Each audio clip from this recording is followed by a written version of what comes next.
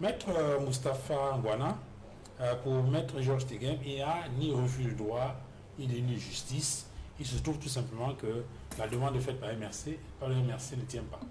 Parce que le MRC ne peut pas obliger le juge judiciaire à donner une injonction à une administration. Non, ce n'est pas le MRC qui ne peut pas. C'est que le juge judiciaire ne peut pas laisser une injonction à une administration. Ok. Bon, mais je vais d'abord dire à Teghem que j'ai l'impression qu'il se trompe un peu de débat. Parce que je me rappelle bien que lorsqu'il introduisait son recours à l'époque, je lui avais communiqué la jurisprudence Sigoko Fossi Abraham contre l'État du Cameroun, où la Cour suprême disait clairement que la nature juridique d'une décision ne dépend pas de la juridiction qu'il a rendue, mais des éléments intrinsèques propres à la dite juridiction. Ici, nous sommes dans un débat différent. Nous sommes dans un débat différent et je vais m'expliquer. Mon cher Teghem, j'étais un des premiers à avoir saisi le tribunal de grande instance du Fundi sur le fondement de l'article 18 de la loi 2006-015 pour obtenir ce que nous appelons en droit Order of Mandamus, pour amener l'administration à poser un acte qui relève de sa fonction et qu'elle s'abstienne de poser. Le tribunal de grande instance s'est déclaré incompétent. On a saisi le Conseil constitutionnel. Mon excellent confrère, Maître Méli, a saisi le Conseil constitutionnel. Le Conseil constitutionnel a indiqué qu'il fallait saisir le Conseil électoral et qu'après le Conseil électoral, en cas de rejet, on peut saisir la Cour d'appel. Je voudrais lui rappeler, parce qu'il faut que nous parlions des fondamentaux de cette science que nous avons en partage. Nous parlons maintenant du droit processuel. Il y a un principe général de droit.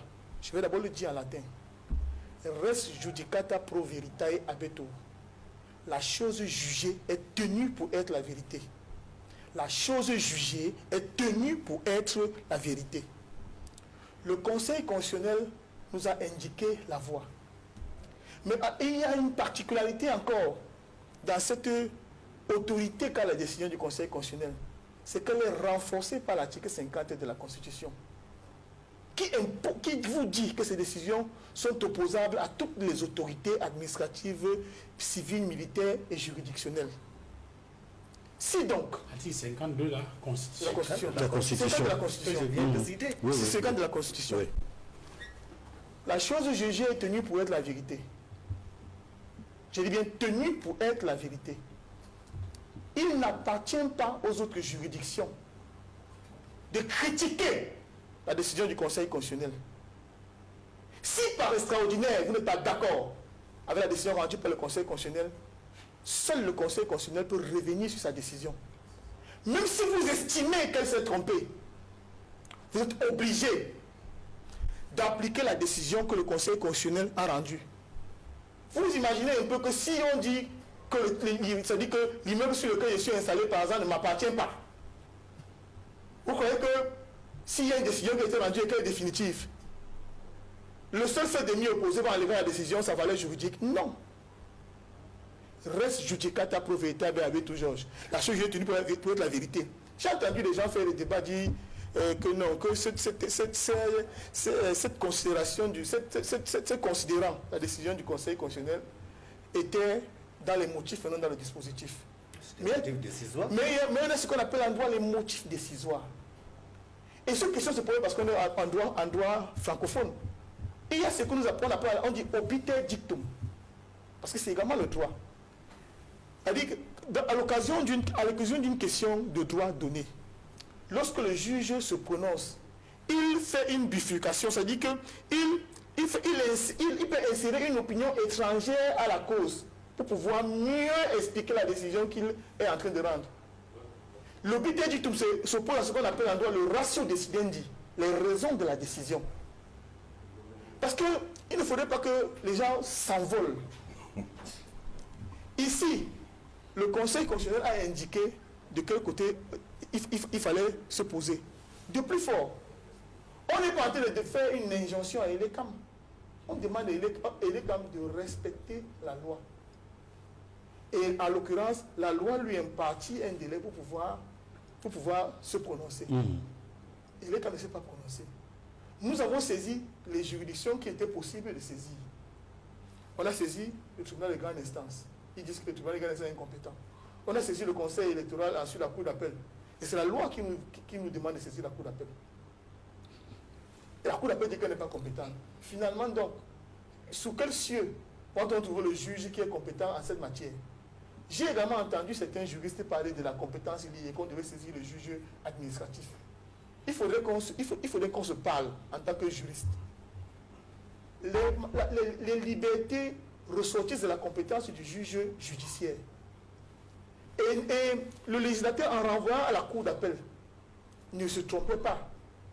Lorsque nous avons saisi le tribunal de grande instance sur le fondement de ce que les anglo-saxons appellent order of mandamus, ce n'était pas une erreur que nous faisions.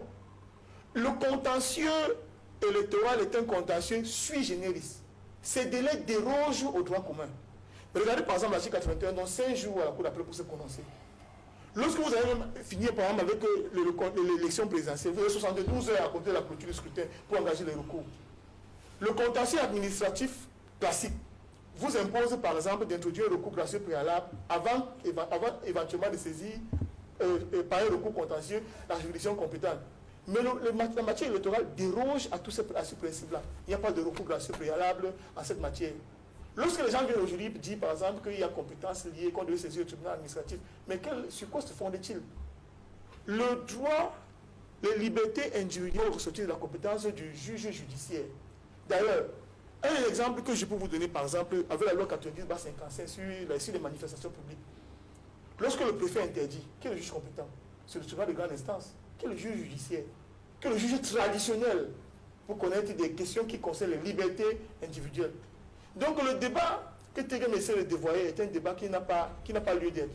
Il faut que nous restions sur les principes fondamentaux que nous avons appris et qui nous rendent et qui sont en train de mettre en perspective la volonté absolue d'Election Cameroun de ne pas respecter une obligation que la loi lui impose. Encore, lorsqu'aujourd'hui on parle, par exemple, on dit qu'on aurait piraté le site de l'ECAM.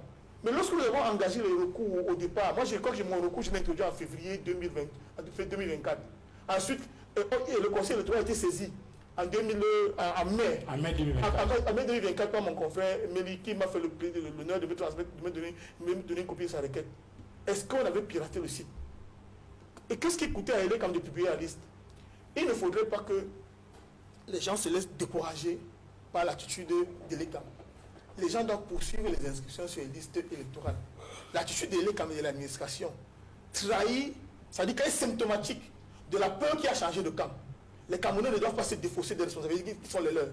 Les partis politiques, les avocats vont continuer à poser les actes qui sont en train de poser aujourd'hui pour qu'on puisse mettre en perspective le moment venu les dérives qui sont celles de l'organe en charge de l'organisation des élections.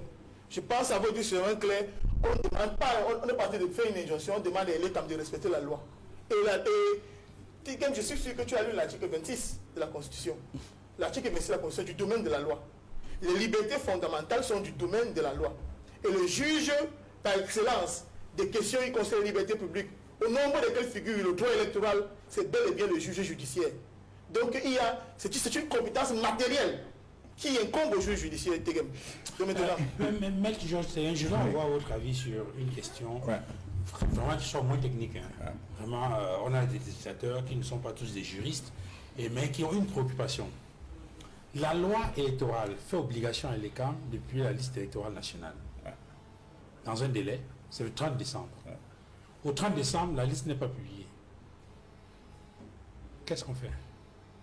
La loi a prévu les recours. On vient de vous l'article 41. C'est-à-dire? Mais c'est écrit le coup président de la République. C'est écrit noir sur blanc. Donc, monsieur, je vous dis une chose. Non, je comprends. C'est-à-dire que je suis en train d'expliquer. C'est ce qui je vous dis ce qui nous écoute. Moi, c'est qui me gêne. Maintenant que... C'est que même Guana, oui. Ce qui me gêne, c'est que même Guana est en train de louvoyer. Il est en train de louvoyer. Et je vois bien comment ça l'ennuie. Même Guana évoque l'ordre of mandamus. Il ne dit pas que c'est en matière non administrative. C'est écrit noir sur blanc. C'est en matière non administrative que l'ordre of mandamus existe. Par contre, quand je suis arrivé à Yaoundé, ça c'est des cas pratiques. J'ai trouvé un confrère, malheureusement aujourd'hui décédé. Un garçon qui était très avenant, il était avocat à Yaoundé. Un jour, j'arrive me dit qu'il a eu un premier ministre des Affaires étrangères. Il allait s'asseoir devant Madame la présidente du tribunal grand instant du Fondi. Elle lui a signé un tout premier ministre des Affaires étrangères. Je lui ai dit, mais toi, tu sais que c'est. Il dit non.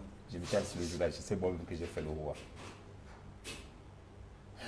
Monsieur Fangwa, lorsqu'on dit cour d'appel, c'est terme générique, englobant. J'ai dit cour d'appel parce que Ngwana, Maître Ngwana et moi, j'étais dans mon lit, j'ai sursauté à 10 h parce que j'étais rentré à 6 h, peut-être 7 h chez moi. J'ai sauté à dire, mais quelle est cette histoire où je suis tranquille, je suis entré dans mon bureau, j'ai pris la loi, je suis allé le trouver dans son bureau. À l'époque, on partageait le même cabinet. Je lui ai dit, mais la fait, c'est la cour d'appel. Il dit, mais Georges, tu as raison. On lisait la loi 2006-022. En matière contentieux électorale, les textes sont singuliers. Les textes sont particuliers. Il l'a dit, et c'est vrai. Sauf que dans le cas présent, je vous dis encore une fois, le terme cour d'appel, ce n'est pas cour d'appel du centre. Le terme cour d'appel, c'est un terme générique. Si le contentieux de la mairie de Douala, d'ailleurs, il l'a fait. Contentieux de la mairie de Douala premier, il l'a fait. Demandez-lui s'il avait exercé le pouvoir. Demandez avec de quelle disposition il avait saisi un appel. Alors, maintenant je Pourquoi il avait saisi une cour d'appel qui a Yaoundé? Demandez-lui. Maintenant, je souhaite qu'il réponde à ces questions-là parce que c'est important. Maintenant, je reviens à ma question. Il est là, il met du latin. Alors que le problème est là. Maintenant, je reviens. Est-ce qu'un juge judiciaire, sauf dans le cas de liberté qu'il évoque, peut être ici une injonction? Et même dans le cas de liberté, il n'a déjà pas une injonction. Le préfet dit qu'il n'y a pas de manifestation. Il annule la décision du préfet. Il n'a jamais fait une injonction. Je ne peux pas. Je reviens à ma question. Le téléspectateur qui est à la maison, il veut comprendre. Il y a un parti politique qui estime qu'il y a une disposition de la loi électorale qui a été violée. Ouais. Ce parti politique veut effectivement que cette disposition-là soit respectée. Oui. Elle saisit les juridictions. Toutes les juridictions qu'elle a saisies pratiquement, c'est déclaré incompétent. Ouais. Qu'est-ce qu'il faut faire? Non. Ne dites pas que toutes les juridictions qu'il a saisies sont déclarées incompétentes. Ah d'accord, ok. Dites plutôt qu'il a saisi les bonnes juridictions sont déclarées incompétentes. D'accord. Si moi, vous venez me voir. Maintenant, qu'est-ce qu'il faut faire pour qu'effectivement ces dispositions soient respectées? Mais ce n'est pas à moi de dire les avocats qualifiés. Vous venez me poser des questions sur un plateau de parler au nom des avocats des partis politiques. Non, on a de parler. La loi dit, oui, je parle de ce que je dis. Parce que le sentiment qu'on a là maintenant, c'est que c'est perdu, il n'y a rien à faire. Non, non, non. Attention. Quand un juge se déclare incompétent, je vous ai dit, je veux respecter le travail de mes confrères, de tout le monde. Moi, je suis avocat, quelqu'un vient me voir, j'ai un tribunal incompétent. Je me tais. Ils le savent. Je me tais. Est-ce qu'on parle? Tu parles ou dis quoi? C'est comme une recevabilité. Ça veut dire que moi, une fois, je suis assis dans la salle. D'ailleurs, je sais plus un gars, il m'appelle, il me dit, mais j'ai suivi une décision là de créer recevable. Il dit non, c'est que, il me dit que irrecevable, c'est grave. C'est grave pour un avocat. C'est grave, mais bon, moi je veux respecter. Vous comprenez? Moi, je veux qu'on discute sur la démocratie, les règles, oui, les valeurs, mais que l'on travaille, non, que l'on travaille en respectant le travail des uns et des autres. Moi, j'ai appris, même des joueurs de football, vous avez convoqué la jeunesse tout ça dans ma vie, même les joueurs de football, ils perdent un match de foot et on les insulte en Europe. Ils passent à la télévision et disent qu'il faut qu'on respecte notre travail. Notamment, on peut perdre un match. J'aime qu'on respecte le travail des gens. C'est pourquoi je ne commande pas les décisions. Mais personne ici n'a critiqué la décision. Non, non, non. Ce que je veux insinuer... Ce qu'on veut comprendre, c'est... Ce que je veux insinuer, c'est que lorsqu'un juge s'est déclaré compétent, ce que moi je fais humblement, c'est que je vais chercher quel est le juge compétent. Je vais chercher qui a la compétence. Dans le cas d'espèce? Je vais chercher qui peut... J'aime pas moi de leur dire, ils savent. Mais M. Edmond Kambia a lu tout à l'heure. Il a dit, mais vous avez lu non, M. Kambia, vous l'avez dit à 41, non? Oui. Il a dit 41 devant vous. Je pense cette mot. Non, en fait, monsieur Duval. Non, attendez. Je connais pas cette mot. Il a lu un texte.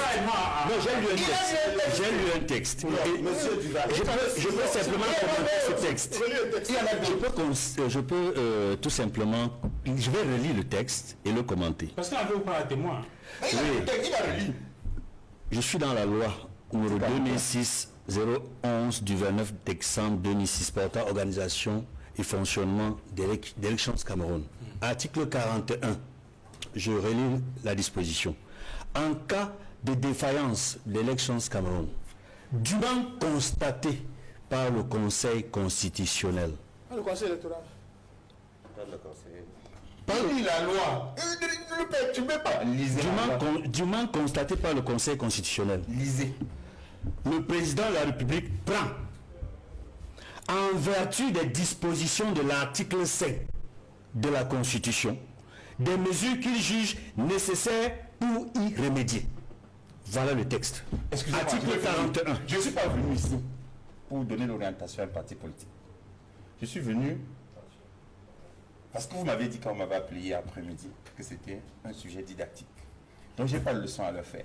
Moi j'ai lu la loi. Et moi, c'est pour moi. Là les gens sont là, ils disent déni de justice. Donc c'est pour moi. Excusez-moi. Parce que j'ai dit que je peux commencer ensuite. Mais dis non, mais pourquoi c'est si compliqué? Dites. Vous pouvez donner votre interprétation. Il a déjà lu. Bon, je peux donner mon interprétation. Maître Tcheka. Je peux donner mon interprétation. Allez-y. Oui. Après avoir procédé à la lecture de l'article 41 de la loi de 2006 portant organisation et fonctionnement de l'élection Cameroun, la première interprétation que je fais, que je peux formuler, puisque dans cet article 41, on a cité un interlocuteur, un acteur clé, le président de la République, en vertu de l'article 5 de la Constitution. Et que dit l'article 5 de la Constitution? C'est que le président de la République veille au respect de la Constitution. Il s'assure de du bon fonctionnement des institutions. Et parmi les institutions, il y a l'État, il y a le Conseil constitutionnel, il y a toutes les autres institutions.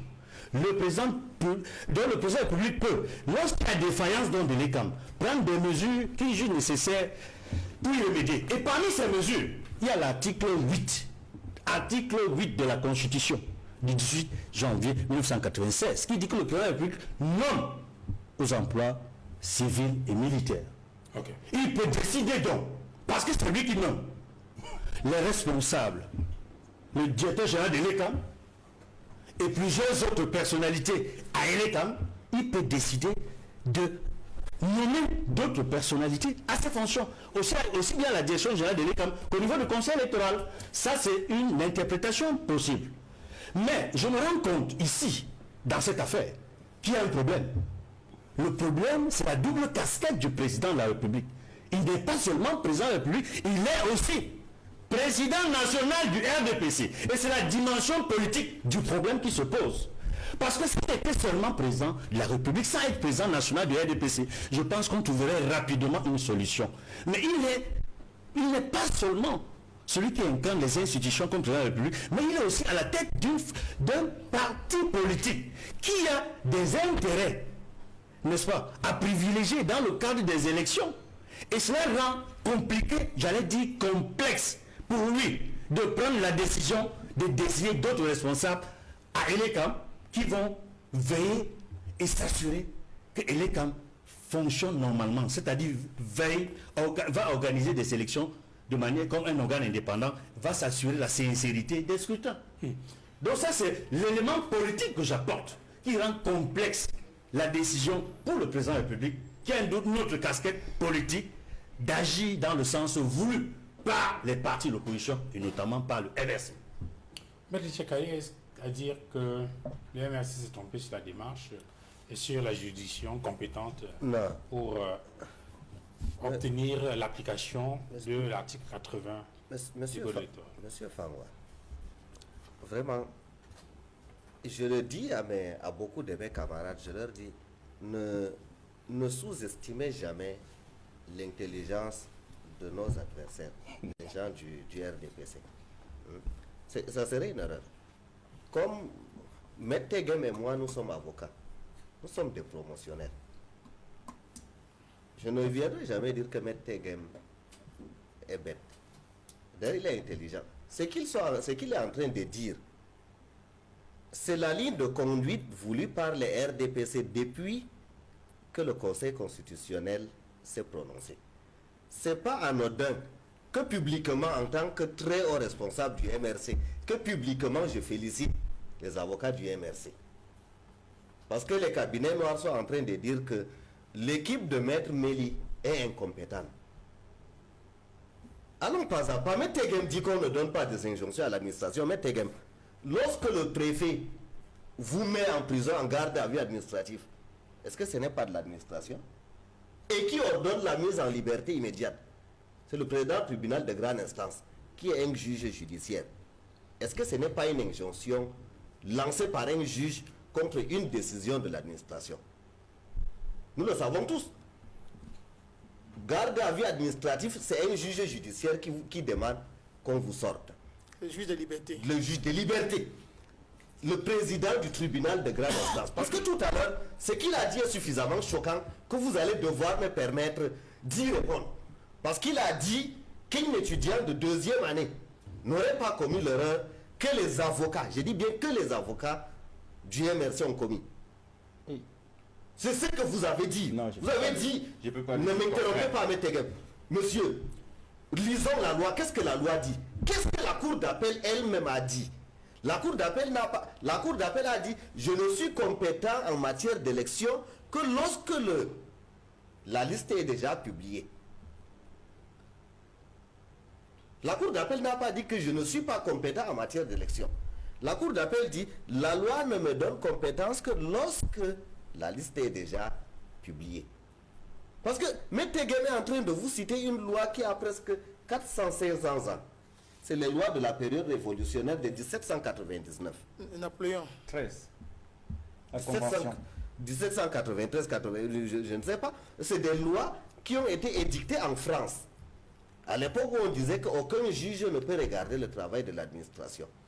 En plusieurs siècles, cette loi est pratiquement aujourd'hui inexistante parce que vidée de sa substance. Lorsque je dis pratiquement inexistante, c'est pourquoi. Vous vous rappelez qu'à l'époque, lorsque le roi de France vous mettait en prison, on appelait ça les lettres de cachet. Il n'y avait aucun recours. Et d'ailleurs, c'est à cause des lettres de cachet qu'il y a eu la Révolution française. Mais revenons dans le débat. Dans le débat, M. Tegem dit qu'il y a l'article 41 de la Constitution. L'article 41 de la Constitution, l'article 41 de la loi que vous venez de citer, en fait, donne au président de la République le pouvoir de limoger et de remplacer les fonctionnaires ou les membres du conseil électoral qui sont défaillants. Parce que vous devez savoir que les membres du conseil électoral sont nommés pour un mandat. S'ils s'avèrent donc en cours de mandat, ils se révèlent défaillants, la Constitution accorde, la loi accorde au président de la République ce pouvoir de les limoger avant la fin de leur mandat pour les remplacer. C'est de ça que l'article 41... Elle s'appelait Pauline Billon qui avait été limogée. Oui, elle avait été remplacée. Oui, Pauline Billon. Remplacée en vertu de cette disposition de l'article... Et Pauline Billon avait été remplacée dans ces circonstances-là. Dans ces circonstances-là, oui. Pauline Billon, elle a été remplacée. En fait, ce que M. Tegem fait, parce que je ne dis pas M. Tegem, parce que là, il est en train de jouer son rôle de communicant du RDPC. Et moi, ce que je fais, j'explique à la population. Les faits sont constants, les faits sont limpides. Et c'est dans leur sécheresse. Ce que le RDPC s'emploie à le faire. Et M. Tegem n'est qu'une voix parmi tant d'autres. C'est depuis que la Cour d'appel du centre a rendu cette décision que des consignes ont été données aux communicants du RDPC de lancer l'opprobre sur l'équipe de Med Meli, de dire qu'ils se sont trompés. J'ai même entendu quelqu'un dire que un avocat dire publiquement que si quand lui donne même ce contentieux, lui il connaît ce qu'il y a lieu de faire. Nous sommes sur un plateau de télévision. Moi je le dis ouvertement. Si vous dites, M. Tegem, si vous dites que l'article 50 de la... Mais vous exigez que je dise, monsieur, que je n'appelle pas Biabia, vous voulez que je dise, monsieur le président de la République, n'est-ce pas? En vertu de quoi? Qu'est-ce qui fonde votre décision de dire que je dois dire monsieur le président? C'est sur quoi? Monsieur Edmond, c'est sur la base de la décision du Conseil constitutionnel. Biaya a tout dit sur la base d'une décision du Conseil constitutionnel. Pour quand ça vous arrange, pourquoi vous reconnaissez que les décisions du Conseil constitutionnel s'imposent à tout le monde? L'article 50 de la Constitution dit les décisions du Conseil constitutionnel s'imposent à tous les pouvoirs, il dit, y compris les pouvoirs juridictionnels. Donc, notre Constitution dit que lorsque le Conseil constitutionnel prend une décision, ça s'impose à tout le monde. Ça veut dire que même si lui, Conseil constitutionnel, s'est trompé en disant que c'est la Cour d'appel du centre, la Cour d'appel est donc obligée de dire que je suis compétent parce que le Conseil constitutionnel l'a décidé. Vous dites que vous lisez les décisions qui viennent d'un peu partout. Qu'est-ce qu'on appelle la question préjudicielle de constitutionnalité? C'est-à-dire que vous êtes dans un litige. Ce qui se passe dans certains pays. Vous êtes dans un litige, une partie estime que ici, cette disposition légale est contraire à la Constitution. On défère la question au Conseil constitutionnel. Dès qu'elle tranche, c'est fini, on n'y revient plus. Alors, je voudrais qu'on avance un tout petit peu, chers messieurs, dans ce débat avec Edmond. Lorsque on regarde... Non, je vais vous mettre... sauf si vous voulez dire quelque chose sur le premier débat, parce qu'on va avancer sur le deuxième thème. Non, je vais dire une chose, je vais le dire en allant très rapidement, ou indiquer qu'il ne faut pas qu'on se perde. Les décisions du Conseil constitutionnel bénéficient d'une force particulière. Et cette force est consacrée par la Constitution. Ces décisions sont comme des dogmes. C'est comme des dogmes qu'elle est seule à pouvoir critiquer. Je n'ai pas d'accord avec ce que le Conseil constitutionnel a dit. Par exemple, le Conseil constitutionnel a déclaré le président de la République, le monsieur Paul, le président de la République. Il y a des Camerounais qui ne sont pas d'accord. Est-ce que pour autant il n'est pas président de la République? Il est président de la République. Donc lorsque le Conseil constitutionnel se trompe, il n'appartient pas aux autres de venir recadrer le Conseil constitutionnel. La Constitution leur dit vous devez respecter ce qui a été dit. Donc le débat qui est mené par le juridisme, en réalité c'est du juridisme qui est mené par les uns et les autres, qui veulent absolument avoir raison. Il faut savoir, le contentieux des élections est un contentieux particulier. Je l'ai peut-être dit tout à l'heure. On ne peut pas, si vous voulez dire qu'il faut agir, j'ai entendu beaucoup de juristes, des magistrats même dire qu'il y a compétence liée. S'il y a compétence liée, comment est-ce que c'est encadré? C'est-à-dire que quels sont les textes qui vont encadrer la procédure de compétence, la compétence liée qu'ils sont en train d'évoquer aujourd'hui? Étant entendu que le contentieux électoral est un contentieux sui generis, c'est un contentieux particulier. Un contentieux pour lequel on fait par exemple le recours grâce préalable. Or, lorsque vous lisez la loi 2006/022, l'article 17 vous dit dans quel délai c'est-à-dire vous avez 4 ans pour pouvoir introduire le recours grâce préalable. L'administration a 3 mois pour se prononcer. Lorsqu'elle ne s'est pas prononcée, vous avez 62 jours pour introduire le recours. Si on le fait, si on engage une telle procédure, vous comprenez qu'on va se retrouver en décembre 2026, même qu'on n'aura pas terminé avec ce contentieux-là. Donc c'est les textes qui ne peuvent pas être utilisés en cette matière. Il faut que les gens comprennent qu'on est dans un contentieux qui requiert une célérité particulière. Vous avez lu l'article 81, on donne 5 jours. Vous avez lu les dispositions du code électoral. Le contentieux des élections, c'est 72 heures. La plupart des contentieux, c'est 72 heures. Je peux me vanter d'avoir une certaine pratique du contentieux des élections. Et je dis que, en l'espèce, ils sont en train de... On essaie de fourvoyer les uns les autres. Même l'article 41 qui était cité tout à l'heure, je crois que c'est sous le fondement de cet article 41 que Mme Pauline Billon, à l'époque, qui avait été prise à partie pour avoir essayé, je ne sais pas si... En tout cas, il y avait des conditions de neutralité qu'elle ne remplissait plus. Ouais. On l'avait remplacé sur le fondement de l'article 41. Donc les gens veulent dévoiler le débat, nous amener sur des terrains tortueux, c'est-à-dire que pour que nous y perdions le temps et qu'on se retrouve au soir des élections.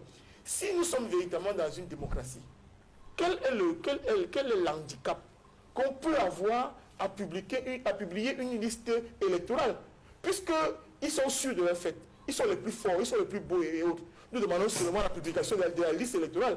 Et la publication permet, c'est-à-dire qu'elle participe... Mais voilà vraiment une question, pourquoi ça paraît si compliqué? Oui, bien sûr. Et elle participe, il faut dire une chose, que cela participe de la transparence électorale. Cela participe du droit du droit du citoyen à pouvoir participer à la gestion des affaires publiques. Vous comprenez? Parce que c'est un droit qui est consacré par la Constitution, le droit de participer à la gestion des affaires publiques. Nous avons signé le pacte international sur les droits civils et politiques. Nous avons signé la déclaration, la charte africaine des droits de l'homme et des peuples. Tous ces textes-là consacrent le droit que nous avons à participer à la gestion des affaires publiques. Et la participation suppose le respect des règles qui entourent la participation. Malheureusement, le copain n'a pas dit que la difficulté qu'il y a pour de publier la liste nationale, qu'elle est même sur le site même d'un parti politique, publier la liste et on voit si nous allons nous en plaindre. Puisque la loi n'a pas indiqué la manière à laquelle la publication doit être faite. Donc, qu'il nous donne la liste nationale, qui nous permettra de pouvoir contrôler de manière effective comment est-ce que les choses se déroulent. Encore, ça va passer de la facilitation pour les électeurs. Chacun peut, à travers Internet, aller regarder son nom, savoir dans quel bureau de vote il va aller et tout et tout. Donc ça facilite le processus. Et on peut facilement contrôler les doublons et tout. Oui. Puisque les gens vont utiliser le logiciel pour contrôler tout ça. Et on se dit que c'est comme si l'omerta, le flou est une recherche permanente de l'ECAM. Alors que l'ECAM est là pour assurer la transparence du processus. Pourquoi donc les conditions qui assurent la transparence gênent tant l'ECAM qui chaque fois est en train de louvoyer et utilise des subterfuges pour se défausser d'une obligation qui lui incombe? La liste nationale n'a rien à voir, les listes qui sont publiées dans chaque bureau de vote auprès des antennes communales de l'ECAM. Il faut qu'on se le dise. Et la loi, comme nous disons en droit, ubi lex non distinguit, nec nos distinguere debemus. Là, la loi n'a pas distingué. Il ne faut pas distinguer. La loi est claire, elle dit liste nationale et elle sait très bien qu'il y a la différence des listes nationales et les listes sont publiées dans les antennes communales. Il faut qu'on nous amène, on nous amène à...